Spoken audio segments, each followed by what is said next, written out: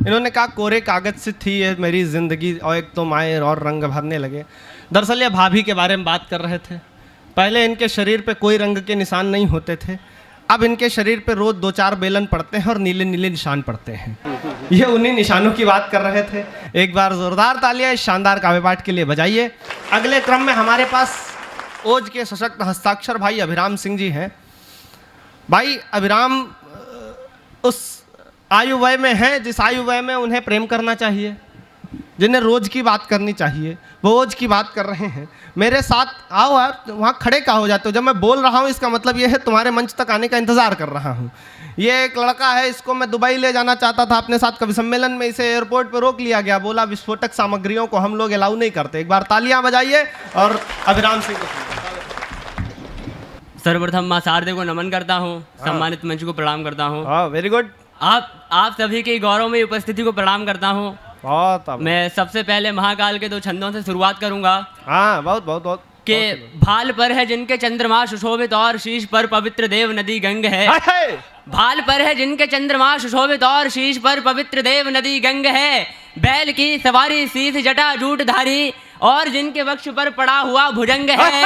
हार रूप में है जिनके पास मुंडमाल और हाथ में कपाल, जिनके भस्म युक्त अंग हैं। वे है महाकाल जो है काल के भी काल, और वेद कह रहे हैं उनकी संगति असंग है। अब वेद उनकी संगति को असंग क्यों कह रहे हैं वो सुनिए। कि संगति असंग इसलिए बता रहे हैं वेद क्योंकि संग उनके भूत प्रेत और बेताल हैं। संगति असंग इसलिए बता रहे हैं वेद क्योंकि संग उनके भूत प्रेत और बेताल है।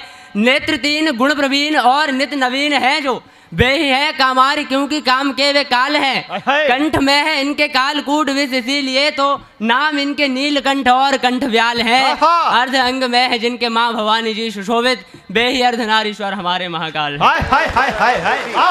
मैं योग योगेश्वर श्री भगवान श्री कृष्ण की धरती पर खड़े होके मैं जो इनकी लीलाओं को नित्य मनोरंजन का साधन बनाया जा रहा है उसके लिए एक प्रश्न चिन्ह खड़ा करना चाहूंगा कि क्या बात है।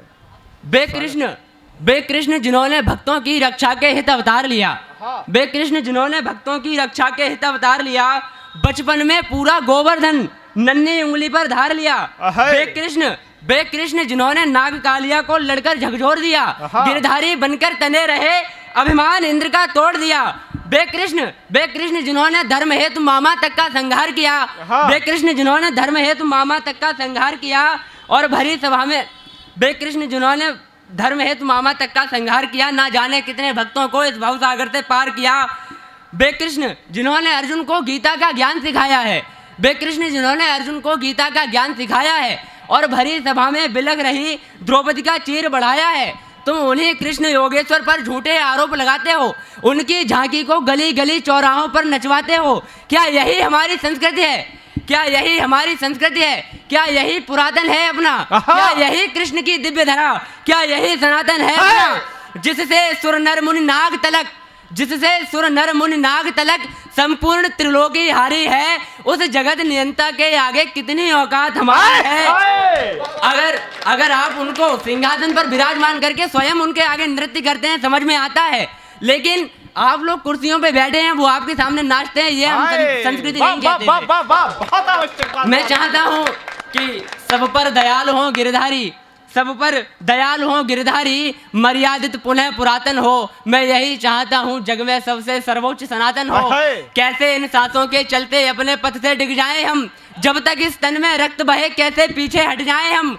कुछ भी हो ये सपना पूरा करना है हमको। दे दो विश्वास आज वीरो इस अटल विश्व को। जागो उठो चलो वीरो सपने को सत्य बनाने। क्या कर सकते हैं सनातनी सबको फिर से समझाने की जिस दिन मन में ठानेंगे इतिहास और भूगोल पुनः केसरिया कर डालेंगे। धरती से लेकर अंबर तक कोई सूझ नहीं सूझेगी, बस राम नाम से महामंत्र की पावन ध्वनि गूंजेगी। झूमेंगे हम होकर प्रफुल्ल पावन पर्व के हर्ष में, चहुओर होगी जय सियापत सुरभूमि भारतवर्ष में। धन्यवाद।